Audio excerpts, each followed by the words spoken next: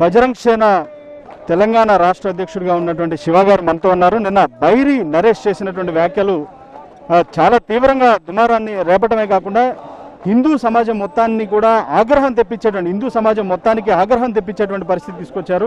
మొత్తంగా అసలు మాట్లాడదాం ఆయనతోటి. శివ గారు, అసలు ఏంటి హిందూ ధర్మం పైన ఈ వ్యాఖ్యలు, ఇంత రెచ్చగొట్టిన వ్యాఖ్యలు, ఒక అలజడి, ఎలాంటి వాతావరణం కనపడుతుంది అసలు? ముందుగా అందరికీ నమస్కారం, జై శ్రీరామ్. మీడియా వాళ్ళకు కూడా నమస్కారము. నేను శివ, బజరంగ్ సేన తెలంగాణ రాష్ట్ర అధ్యక్షుడిని. నిన్న ఒక దౌర్భాగ్యమైన రోజు, నిన్న జరిగినటువంటి నిన్నను ఒక 2-3 రోజుల కింద జరిగిందంటే ఆ సంఘటన జరిగిన రోజు అయితే నాకైతే దౌర్భాగ్యమైన సంఘటనగా వర్ణిస్తాను. ఒక బైరి నరేష్ అనే వ్యక్తి నడి రోడ్డు పైన నిలబడి ఒక అంబేద్కర్ గారిని, అంబేద్కర్ అంటే మా అందరికీ ఆరాధ్య దైవం లాంటి వాడు, అతను ఒక్కడికి కాదు, అతను అయినా ఒక నాస్తిక సంఘం యొక్క అధ్యక్షుడు అంటే ఇతని బైరి నరేష్, ఈ నాస్తిక సంఘము అధ్యక్షుడు. ఇంకోటి నేను చూసింది ఏంటంటే ఇతని ఇంటెన్షన్ ఓన్లీ హిందూ మతాలను ద్వేషించడం మట్టుకే, మిగతా మతాల గురించి బాగానే మాట్లాడుతున్నాడు. ఇలాంటి బైరి నరేష్ నడి రోడ్డు పైన నిలబడి ఎంతో ఆరాధ్యమైనటువంటి స్వామి అయ్యప్ప గురించి చాలా తప్పుగా మాట్లాడాడు, చాలా వర్ణనాతీతంగా దీక్షలో ఉన్నట్టు అయ్యప్పల గురించి తప్పు మాట్లాడాడు. అదేవిధంగా పరమశివుని గురించి తప్పుగా మాట్లాడాడు, విష్ణుమూర్తి గురించి తప్పుగా మాట్లాడాడు. విష్ణుమూర్తి శివుడు సంగమిస్తానంట. ఈయన విష్ణుమూర్తి అంటే పబ్జీ ఆడుతున్నాడంట. చూడండి ఎక్కడున్నారు లోకం, ఎంత హవహేళనగా మాట్లాడుతున్నారు. ఎప్పుడైనా ఏ మతాల గురించి అయినా హిందూ సంస్థ వాళ్ళు మాట్లాడేదిరా మీకు? ఒక విష్ణుమూర్తి పబ్జీ ఆడుతున్నాడంట, శివుడు అంట ఆకర్షించిపోయినంట, శివునికి 3 వచ్చిందంట. ఏం మాట్లాడుతున్నాడు? సొల్లు ఇంకేమంటున్నాడు? పులుసు కారింది అని అంటున్నాడు. చూడండి ఇట్లాంటి వాళ్ళపైన కఠినంగా చర్య తీసుకోవాలి. చూడండి, లేకుంటే మేము ఎంతకైనా ఇది చేస్తామో. ఇప్పుడు రాజాసింగ్ గారు ఏ మతం గురించి, ఏ మతం దేవుడి గురించి తప్పుగా మాట్లాడలేదు, కానీ వారిపైన ఫాల్స్ అలిగేషన్స్ ఏదో సృష్టించేసి కఠినంగా 3 నెలలు వాళ్ళు లోపల పెట్టినప్పుడు ఇతని పైన ఎందుకు పీడీ యాక్ట్ పెట్టారు? నేనేమంటున్నాను, ఇతను పీడీ బహిరంగంగా రోడ్డు పైన 100 మంది చూస్తుండగా ఇలాంటి మాటలు మాట్లాడినప్పుడు కంపల్సరీ ఇతని పైన చర్య తీసుకోవాలా. వీటికి కంపల్సరీ బజరంగ్ సేన ఊరుకోదు, నిరసనలు చేస్తూనే ఉంటుంది వాళ్ళని అరెస్ట్ చేయడం దాకా. ఒకటి కృష్ణుడిది ఒక శ్లోకం ఉన్నదండి, ఆ శ్లోకం గురించి చెప్పి ముగించడానికి చూస్తాను. హతోవా ప్రాక్షసి స్వర్గం జిత్వావా భోక్షసి మహిం తస్మాత్ ఉత్తిష్ట కౌంతేయ యుద్ధాయ కృత నిశ్చయ. అంటే ఎప్పుడైతే నువ్వు తప్పనిసరిగా మనం బతకడం ఎందుకంటే నిన్ను ప్రొటెక్ట్ చేసుకుంటా, ఎప్పుడైనా నువ్వు ఎదుటి వాళ్ళని బతికించు. అట్ ద సేమ్ టైం నీ బతుకు తెరువుకి ఎప్పుడైతే కష్టం వస్తుందో అప్పుడు నువ్వు తిరుగుబాటు చేయాలి. లేకుంటే నువ్వు బతకడం, ఫర్ ఎగ్జాంపుల్ నీ మీదకి పులి దాడి చేయడానికి వస్తే నువ్వేం చేస్తావు? నువ్వు తప్పించుకొని చూస్తావు.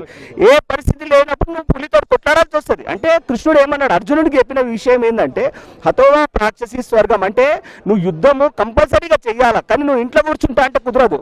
నువ్వు హతోవా స్వర్గం జిత్వా అంటే నువ్వు యుద్ధంలో ఓడిపోతే కనుక వీరమరణం చెందుతావు, అక్కడ వరకు వీర స్వర్గంకి వెళ్తావు.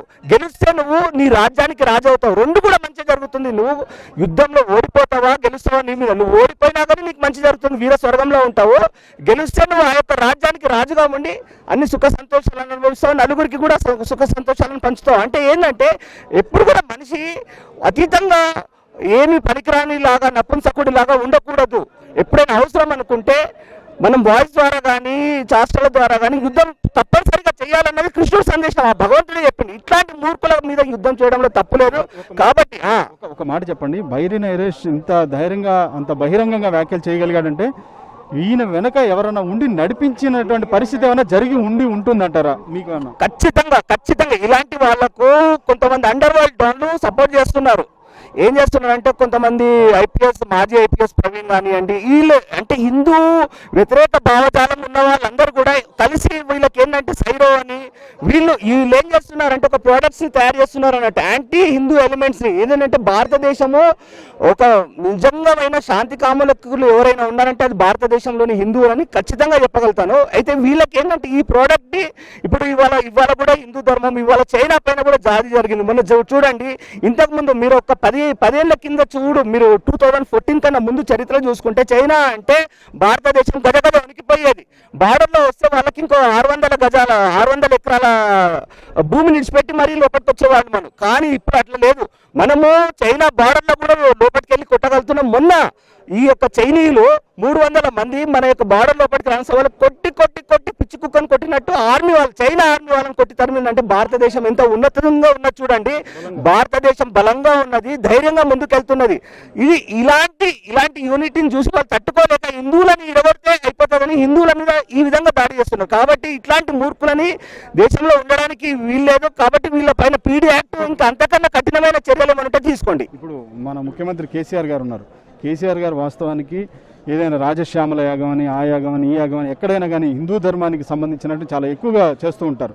చాలా ఆయన మొత్తం దాన్ని ప్రాచుర్యంలోకి ఎక్కడెక్కడ పురాతనంగా జరిగినవన్నీ కూడా ప్రాచుర్యంలోకి తీసుకొచ్చినటువంటి పరిస్థితి. మరి అలాంటి కేసీఆర్ గారు మన ముఖ్యమంత్రిగా ఉన్న నేపథ్యంలో ఇప్పుడు ఆయన అసలు ఎలాంటి చర్యలు ఎలా స్పందించాలి, ఆయన ఎలా స్పందించాలని మీరు కోరుకుంటారు?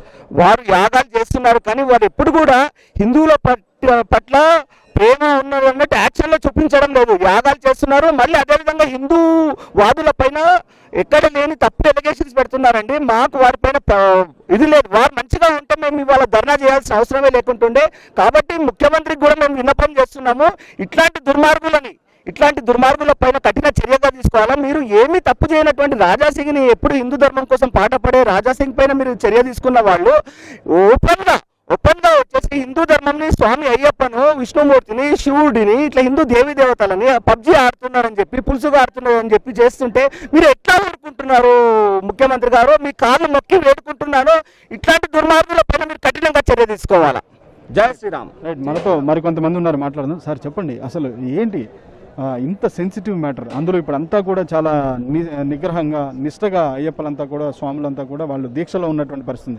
ఇలాంటి నేపథ్యంలో ఒక్కసారిగా ఇంత పిడుగులాగా మనుషులందరి యొక్క హిందూ మతానికి సంబంధించినటువంటి అందరినీ కూడా కించపరిచే విధంగా ఈ విధమైనటువంటి బైరి నరేష్ వ్యాఖ్యలు ఎలా చూస్తారు? ఇప్పుడు నా పేరు మనోజ్, నేను జాయింట్ సెక్రటరీ బజరంగ్ సేన. ఈ బైరి నరేష్ అన్నది నాస్తికుడు. వాస్తవం నాస్తికుడు. మన ప్రపంచంలో ఎన్ని ధర్మాలు, ఎన్ని మతాలు ఉన్నా కానీ నాస్తికులను ఒప్పుకోదు. ఓన్లీ మన హిందూ సనాతన ధర్మం ఒకటే నాస్తికుని ఒప్పుకుంటుంది. నాస్తికుడు ఉండొచ్చు, కావచ్చు, దేవుణ్ణి నమ్మచ్చు. అది అయితే నువ్వు నాస్తిక్గా ఉండు, మాకేం అభ్యంతరం లేదు. అయితే మీ నాస్తికత్వంతో మీరు మా దేవుణ్ణి ఎందుకు కించపరుస్తారు? శివుడు, విష్ణుమూర్తి సంగమంతో అయ్యప్ప జన్మించాడన్న. నువ్వు ఎట్లా పుట్టావు? మీ అమ్మకి తెలుసా? మీ తండ్రికి తెలుసా? ఇది అడుగుతున్నా నేను. ఇంకోటి, మన రాష్ట్ర ముఖ్యమంత్రి కేసీఆర్ గారు ఏమన్నారంటే, నేను భయంకరమైన హిందువుని, ఇన్ని చండీయాగాలు చేశా, నా అంత పెద్ద హిందూవాది హిందూ ఎవరైనా ఉన్నారా అని అన్నారు. ఒప్పుకుంటా, నువ్వు హిందువే. కానీ నువ్వు ఒక రాజు లాంటివి, సీఎం ఆఫ్ స్టేట్ అంటే ఒక రాజు లాంటివి. రాజు అందరినీ సమానంగా చూడాలి. అయితే అక్కడ ఏం చేస్తున్నావు నువ్వు? రాజాసింగ్ ఏమనలే. మీరు కావాలంటే ఇంటర్వ్యూవా, స్పీచా అన్నీ చూడండి. దేవుడు పేరెత్తలే, దేవుడి గురించి ఏం మాట్లాడలే. అయినా కానీ పీడీ యాక్ట్ వేసిరు. ఇక్కడైతే దేవుని గురించి డైరెక్ట్గా ఓపెన్గా మాట్లాడుతున్నారు. ఇంత చీప్గా మాట్లాడుతుందంటే ఆ చీప్ కేటగిరీ ఫెల్లో ఇంత చీప్గా మాట్లాడుతుంటే ఆ పుట్టుక ఎట్లున్నది ఆయన మనకు అర్థమవుతుంది. ఆయన ఎట్లా పుట్టిండు అన్నది. అది నేను చెప్పొద్దు కానీ చెప్తున్నా.